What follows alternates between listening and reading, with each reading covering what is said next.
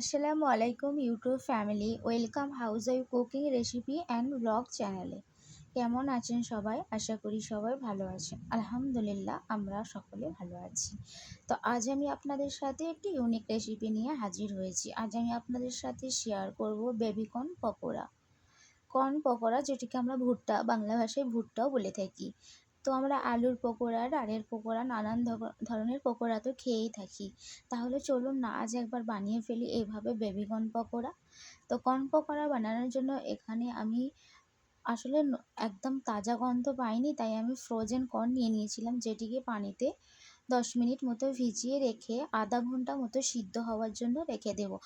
মানে 30 থেকে 45 মিনিট মতো আমি এখানে কর্নটি সিদ্ধ করে নেব। আর যদি টাটকা ভুট্টা পাওয়া যায় তাহলে সিদ্ধ করার আর কোনো প্রয়োজনই হয় না, একদম নরমই থাকে। তো এখানে কর্নগুলো খুব ভালোভাবে সিদ্ধ হয়ে গেছে, এই দেখিয়ে নিন। আমি টিপে আপনাদের দেখিয়ে দিলাম যে সিদ্ধ হয়ে গেছে। আর সিদ্ধ না হলে জানেন তো পকোড়া খেতে একদমই ভালো লাগবে না, দাঁতে খুবই লাগবে।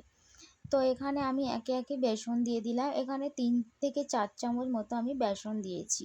তো বেসনের মধ্যে আমি কিছু কিছু স্পাইসি ব্যবহার করব, যেমন লবণ, হলুদ গুঁড়ো, লঙ্কার গুঁড়ো, জিরা গুঁড়ো, ধনে গুঁড়ো ও ম্যাগি মশলা। আমি সমস্ত পকোড়াতে একটু ম্যাগি মশলা দিই, যাতে পকোড়ার ফ্লেভার আরও খুব সুন্দরভাবে আসে। তো এখানে চাইলে একটু কর্নফ্লাওয়ারও দিতে পারবেন। তারপর আমি একটু সামান্য তেল দিয়ে আর সামান্য পানি দিয়ে একটু ভালো করে ব্যাটার বানিয়ে নেব, ভালো করে মিক্সড করে নেব। এইভাবে আমি মিক্সড করে নিয়েছি। খুব একটি পাতলা করব না, তাহলে কর্নগুলো ছেড়ে যেতে পারে, পকোড়ার শেপ নাও দিতে পারে। তো এইভাবে মিক্সড করে আমি 10 মিনিট মতো রেখে দেব। তারপর আমি ফ্রাই করে নেব। খুব সুন্দর খেতে লাগবে। একবার অবশ্যই টাটকা ওই ভুট্টা, যাকে আমরা বলি, ওই ভুট্টা নিয়ে বানাতে পারেন। আর এখন তো ভুট্টার সিজন না, তাই ভুট্টা পাওয়াও যায় না। তাই আমি এখানে ফ্রোজেন কর্ন নিয়ে নিয়েছিলাম। তারপর আমি এখানে ডুবো তেলে একে একে করে পকোড়ার শেপ দিয়ে ফ্রাই করে নিলাম। তো খুবই ইজি, সময়ও খুব কম লাগবে, হাইলি 2 থেকে 4 মিনিট মতো লাগবে। আর এই রমজান মাসে যতটা রঙিন রকমের করতে পারবো ততই খেতে ভালো লাগবে। তো অবশ্যই একবার বাড়িতে এই কর্ন পকোড়া ট্রাই করবেন, খুবই ভালো লাগবে।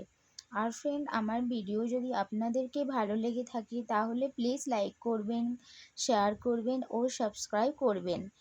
আর এইখানে আমার পকোড়া, কর্ন পকোড়া একদম রেডি হয়ে গেছে। দেখে নিন কতটা ক্রিস্পি, দেখেই বুঝতে পারছেন কতটা ক্রিস্পি হয়েছে। এখানে আমি কোনো রকম এডিট বা কিছু করিনি, জাস্ট আমি নর্মালভাবে ভিডিওটা তুলেই আপনাদের সাথে শেয়ার করলাম।